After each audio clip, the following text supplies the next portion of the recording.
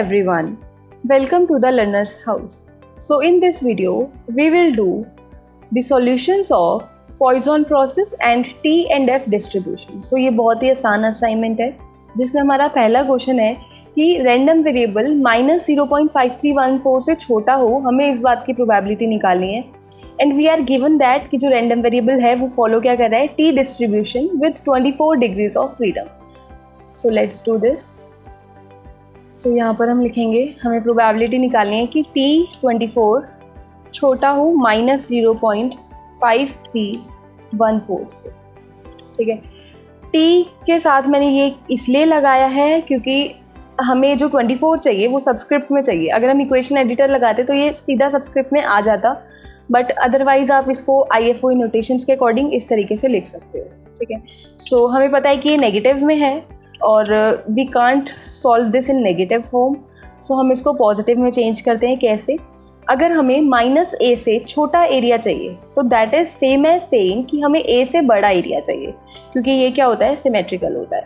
तो T24 is greater than a से बड़ा एरिया. तो हमने इनइक्वालिटी का साइन भी चेंज कर दिया और माइनस से इसको क्या कर दिया, प्लस कर दिया. अब क्या करेंगे, अब हमें 0.5314 से बड़ा एरिया चाहिए और ऑल्सो टी जो डिस्ट्रीब्यूशन है एक्चुरियल टेबल में हमें उसकी परसेंटेज टेबल दे रखी है. परसेंटेज टेबल से हम ग्रेटर देन का ही एरिया निकाल पाते हैं. तो पहले इस टेबल को देखते हैं. ये हमारी टेबल है जिसमें हम x से बड़ा एरिया निकालते हैं और यहाँ पर हमें किससे बड़ा एरिया निकालना है, 0.5314 से बड़ा एरिया. और डिग्री ऑफ फ्रीडम क्या है, 24. तो यहाँ पर हमारी डिग्री ऑफ फ्रीडम है 24 विच इज़ हेयर 24. ठीक है, सो हमारे पास जो पॉइंट है वो है 0.5314. सो हम देख सकते हैं ऊपर कि ये कितने परसेंट पे है, 30% पे. तो 0.5314 से बड़ा एरिया कितना है, 0.30 है या फिर 30% है. किस डिग्री ऑफ फ्रीडम पे, 24 पे. तो ये हमें यहाँ पे डायरेक्ट ही मिल गया. तो यहाँ पर हम लिख देंगे part 2 times. So it will be 0.30. बस यही हमें कैलकुलेट करना था. Now we will move on to our next question, जिसमें हमें बोला है कि A फाइंड आउट करो सच दैट कि A से बड़ा एरिया कितना हो, 1% हो या फिर 0.01 प्रोबेबिलिटी हो और रैंडम वेरिएबल फॉलो क्या कर रहा है, F डिस्ट्रीब्यूशन फॉलो कर रहा है विद डिग्रीज ऑफ फ्रीडम 7,4. यानी कि V1 हमारा 7 है और V2 हमारा क्या है, 4 है. तो हमें यहाँ पे A की वैल्यू निकालनी है. So this is our solution to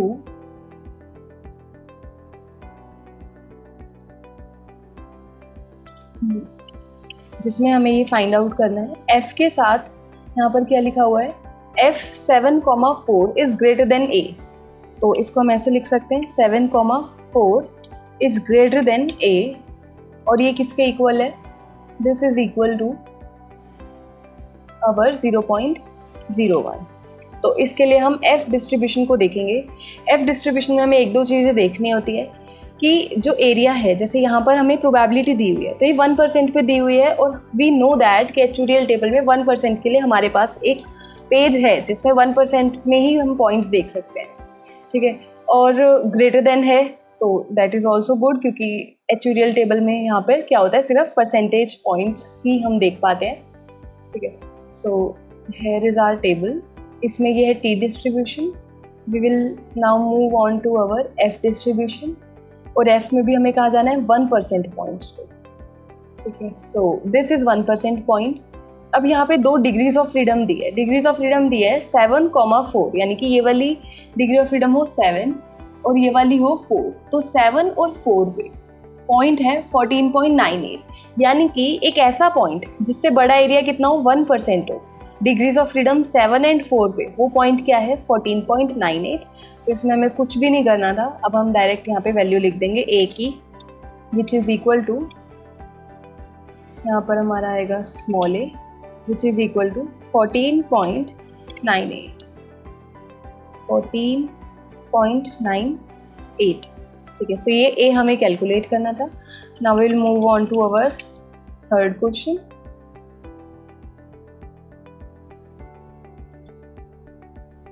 so third question में हमें बोला है कि the number of deaths amongst retired members of a pension scheme occurs at a rate of 3 per month. यानी कि जो पेंशन स्कीम है वो कह रही है कि रिटायर्ड मेंबर्स में जो डेथ होती है वो ऑलमोस्ट हर महीने 3 के आसपास होती है। ठीक है, ये एवरेज रेट दिया है हमें। So this obviously follows Poisson distribution, क्योंकि यहाँ पे अराइवल पैटर्न की बात हो रही है। अराइवल किसका है? डेथ्स का। ठीक है, तो हम x अपना रैंडम वेरिएबल डिफाइन करेंगे जो डिनोट करेगा नंबर ऑफ डेथ्स। ठीक है, सो अवर x will denote number of deaths. ठीक है, सो ये x फॉलो करेगा पॉइजन विद पैरामीटर, यहाँ पर दिया है 3। तो ये पैरामीटर हम किसके अकॉर्डिंग ले रहे हैं? मंथ के अकॉर्डिंग, यानी कि एक मंथ के लिए है ये 3। तो यहाँ पर हम लिखेंगे for 1 month, for 1 month our lambda is 3। ठीक है, तो क्वेश्चन के अकॉर्डिंग हो सकता है हमें इसको चेंज करना पड़े। This is only what we have studied in Poisson process. ठीक है, सो ये हमारा पहला क्वेश्चन है, पहला पार्ट है जिसमें हमें प्रोबेबिलिटी निकालनी है कि जनवरी से मार्च तक, जनवरी और मार्च को इंक्लूड भी करना है। ये इसका मतलब ये नहीं कि जनवरी से मार्च के बीच में, ऐसा नहीं है। जनवरी और मार्च ये भी इसमें इंक्लूडेड है, यानी कि 3 मंथ्स है, जनवरी, फरवरी, मार्च। अब इसमें प्रोबेबिलिटी निकालनी है कि इन 3 मंथ्स में कितनी डेथ्स हुई हो? 5 डेथ्स हुई हो। तो x हमने रैंडम वेरिएबल क्या डिनोट करा है? Number of deaths. तो x हमारा यहाँ पे कितना दिया है? 5 की प्रोबेबिलिटी किसकी निकाली है कि x किसके इक्वल हो? 5 के इक्वल हो। अब यहाँ पर मेन बात ये है कि जो हमें लैम्डा दिया है वो 1 मंथ के लिए दिया है 3, और यहाँ पर कितने मंथ्स आ रहे हैं? 3 मंथ्स आ रहे हैं। तो 3 मंथ्स के लिए हमें लैम्डा को अकॉर्डिंगली चेंज करना पड़ेगा। ठीक है, सो यहाँ पर आएगा using Poisson process we know that कि अगर n जो है वो फॉलो कर रहा है पॉइजन लैम्डा, तो जो NT होगा वो क्या फॉलो करेगा? Poisson lambda T। ठीक है, तो यहाँ पर लैम्डा दिया है 3 और टाइम कितना है यहाँ पे? 3 मंथ्स का है। ठीक है, so for 3 months lambda will be equal to 3 into में 1 मंथ के लिए भी है कितना? 3, तो ये हो जाएगा हमारा 3 इंटू 3 इज 9। ठीक है, सो इट मीन्स कि जो हमारा x है वो now will follow Poisson with parameter 9। ठीक है, ओके, यहाँ पर हम ये भी लिख सकते हैं number of deaths per month. ठीक है, बट उसके बाद हम क्या करेंगे कि इसको अकॉर्डिंगली डिफाइन करेंगे दोबारा। मतलब अगर यहाँ आपने पर मंथ के अकॉर्डिंग डिफाइन करा तो आपने लैम्डा भी पर मंथ के लिए लिखा, यहाँ आप लैम्डा 3 मंथ्स के लिए लिख रहे हो तो आप रैंडम वेरिएबल को अगेन दोबारा डिफाइन करोगे। ठीक है, तो अगर ये नहीं लिखना तो नॉर्मली ऐसे भी लिख सकते हैं। ठीक है, सो अब ये फॉलो करेगा, x विल फॉलो पॉइजन 9। ठीक है, सो इस क्वेश्चन में हमें ये प्रोबेबिलिटी निकालनी है, प्रोबेबिलिटी ऑफ 5 डेथ्स। ठीक है, सो 5 डेथ्स, यानी कि we have to calculate this thing, x is equal to 5 की प्रोबेबिलिटी निकालनी है। तो ये हम इजीली निकाल सकते हैं। पॉइजन फॉलो करता है एंड वी नो दैट कि जो पॉइजन का PDF होता है वो होता है e raise to the power minus lambda, lambda raise to the power x upon में x फैक्टोरियल। सो यहाँ पर हम लिखेंगे lambda e raise to the power minus lambda into में lambda raise to the power x upon में x factorial. ठीक है, सो ये हमारा वो हो जाएगा। अब यहाँ पर हमें लैम्डा की जगह 9 पुट करना है और x की जगह 5 पुट करना है। So now will do this, e raise to the power minus lambda की जगह 9 into lambda 9 raise to the power x is 5 upon में 5 फैक्टोरियल। ठीक है, सो अब हम इसको सॉल्व करके ये प्रोबेबिलिटी जो है निकाल सकते हैं। सो ये आ जाएगा हमारा 0.0607।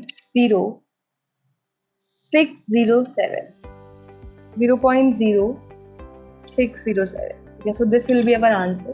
ऑल्सो हम एक चीज़ और कर लेंगे, जैसे हमने यहाँ पर 3 मंथ के लिए रैंडम वेरिएबल डिफाइन करके लैम्डा निकाला है, तो यहाँ पर हम इसको ऐसे लिख सकते हैं x3, वेयर 3 जो है वो डिनोट कर रहा है कि यहाँ पर जो रैंडम वेरिएबल है वो कितने मंथ्स के लिए लिया है, 3 मंथ्स के लिए लिया है, ठीक है। So now our second part is कि हमें प्रोबेबिलिटी निकालनी है कि जून से अक्टूबर, एंड जून और अक्टूबर को इंक्लूड करना है। सो यहाँ पर हमें प्रोबेबिलिटी निकालनी है कि कितनी डेथ हुई हो, 12 डेथ्स, और जून से अक्टूबर तक की। जून से अक्टूबर का मतलब है जून, जुलाई, अगस्त, सितंबर एंड अक्टूबर, यानी कि यहाँ पे 5 मंथ्स की बात हो रही है। तो यहाँ पर जो लैम्डा है वो पर मंथ के लिए 3 दे रखा है, तो हम उसको 5 मंथ के अकॉर्डिंग एडजस्ट कर लेंगे। So now we will write in our second part that for 5 months lambda will be lambda for 1 month, यानी कि 1 मंथ के लिए जो था उसमें हम क्या मल्टीप्लाई करेंगे, 5 मल्टीप्लाई करेंगे, ठीक है। सो ये कुछ इस तरीके से हम इसको लिखेंगे। ओके, सो नाउ प्रोबेबिलिटी निकालनी है कि नंबर ऑफ डेथ्स कितनी हो, 12 हो, तो x 12 हो, इस बात की प्रोबेबिलिटी हमें निकालनी है। बट यहाँ पर हम x की बात नहीं कर रहे, यहाँ पर वी आर टॉकिंग अबाउट कि x जो 5 मंथ्स के लिए है, तो यहाँ पर हम ब्रैकेट में 5 लिख देंगे टू डिनोट इट कि नंबर ऑफ डेथ्स हम कितने मंथ्स की काउंट कर रहे हैं, 5 मंथ्स की काउंट कर रहे हैं, ठीक है। सो यहाँ पर आ जाएगा, इसके लिए लैम्डा हो जाएगा, ये भी निकाल लेते हैं एक बारी। 1 मंथ के लिए लैम्डा है 3, सो इट विल बी 15। नाउ जो पॉइजन डिस्ट्रीब्यूशन है उसका PDF यूज़ करेंगे, तो यहाँ पर आएगा e raise to the power minus lambda, lambda is 15 here, into में लैम्डा 15 है again, raise to the power x which is 12, upon में x factorial, then it is 12 factorial.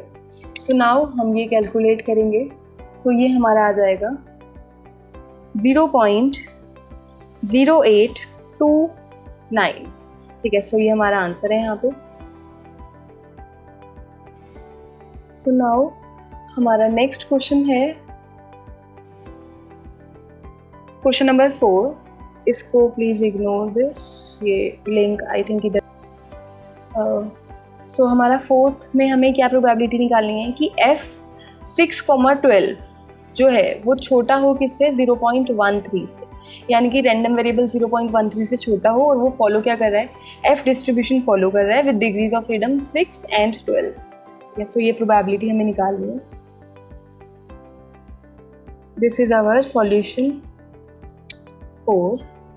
We have to calculate probability कि f जो है f6,12 छोटा हो किससे, 0.13 से, ठीक है। सो f डिस्ट्रीब्यूशन में हमें पता है कि यहाँ पर 0 से छोटा अगर नंबर होता है, 1 से छोटा अगर नंबर होता है, जैसे 0.13, इसकी हम प्रोबेबिलिटी नहीं देख सकते वहाँ पर, तो हमें क्या करना होता है, इस 1 से छोटे नंबर को 0 पॉइंट ना रख के कुछ 1 पॉइंट 2 पॉइंट होता तो हम इसकी प्रोबेबिलिटी इजीली निकाल सकते थे, ठीक है। तो हम क्या करेंगे, और ऑल्सो ये लेस देन है, तो we want it to be greater than, क्योंकि जो टेबल यहाँ पे हम देखते हैं वो कौन सी टेबल होती है, परसेंटेज टेबल होती है, ठीक है। सो यहाँ पर आ जाएगा प्रोबेबिलिटी f, अब हम रेसिप्रोकल कर देंगे, जैसे 1/f 6,12, दोनों side we are just doing reciprocal. Reciprocal से क्या होगा कि ये इनइक्वालिटी का साइन जो लेस देन में है वो ग्रेटर देन में हो जाएगा, और ये जो 1 से छोटा है ये भी 1 से बड़ा हो जाएगा, तो this is less than and now it will be greater than. So 0.13 को हम लिखेंगे 1/0.13, ठीक है। सो अब हम इसको सॉल्व करेंगे। सो वी नो दैट कि यहाँ पर f6,12 को अगर हम रेसिप्रोकल करेंगे तो ये डिग्रीज ऑफ फ्रीडम क्या हो जाती है, इंटरचेंज हो जाती है, यानी कि ये कुछ इस तरीके से हो जाएगा 12,6। So now this is greater than 1/0.13 को सॉल्व करेंगे, सो इट विल बी 7.6923। नाउ हमें 7.6923 से बड़ा एरिया निकालना है। Yes, so moving on to our actuarial table.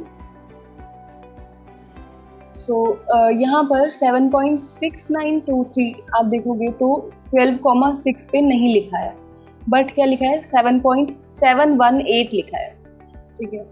ऐसे ही जो इससे पहले वाला जो टेबल है उसमें 12,6 पे 5.366 लिखा है, और यहाँ पर 12,6 पर लिखा है 4, और यहाँ लिखा है 12,6 पे 2.905। तो जो हमें वैल्यू चाहिए वो कहीं पर भी नहीं लिखी है, बट यहाँ जो वैल्यू लिखी है 7.6923 हियर 7.718 लिखा है, which is closely related to 7.6923।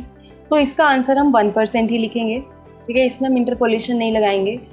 But अगर ये क्वेश्चन वैसे आता है तो हम R से इसके एग्जैक्ट वैल्यू निकाल सकते हैं, जो 1% तो नहीं है क्योंकि यहाँ पर 7.718 है और हमारा 7.6923 है, ठीक है। तो देयर इज बिट डिफरेंस। उस डिफरेंस को सॉल्व करने के लिए हम R का यूज़ करेंगे, बट अभी के लिए अगर हम थ्योरी में नॉर्मली इसको कर रहे हैं so we will write it 1%, and 1% का मतलब है कि ये प्रोबेबिलिटी कितनी हो जाएगी 0.01, ठीक है। सो आज की वीडियो में इतना ही। वीडियो पसंद आई हो तो like, comment, share and subscribe to the Learners House. Thank you.